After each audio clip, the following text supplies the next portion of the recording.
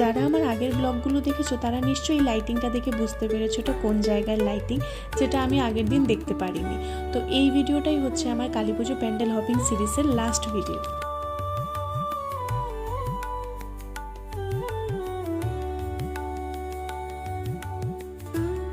আমার কালীপুজো সিরিজের ভিডিওগুলো তোমাদের কেমন লাগলো কমেন্ট বক্সে জানাতে ভুলবে না। যে কটা প্যান্ডেল বাকি ছিল আজকে সব কটা দেখে নিয়েছি, আর এটাই হচ্ছে সেই প্যান্ডেলটা যেটা দেখার জন্য আমি দুদিন ধরে চক্কর কাটছিলাম, কিন্তু ভেতরে না প্রতিমা ভালো করে দর্শন করতে পারিনি পুলিশ কাকুদের জন্য। অবশেষে এবার যাচ্ছি বৃন্দাবনের মন্দিরটা দেখার জন্য।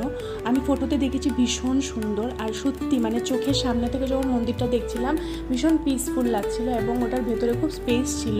কিন্তু ওই সেই পুলিশ কাকু, গার্ড কাকিমা, এদের চক্করে তো কোনো কিছু দেখা যায় না। তো এই করেই আমার 2024-এর কালী পুজো কেটে গেল। এখন চললাম বাড়ি, তোমাদের সাথে দেখা হবে নতুন একটা ভিডিওতে।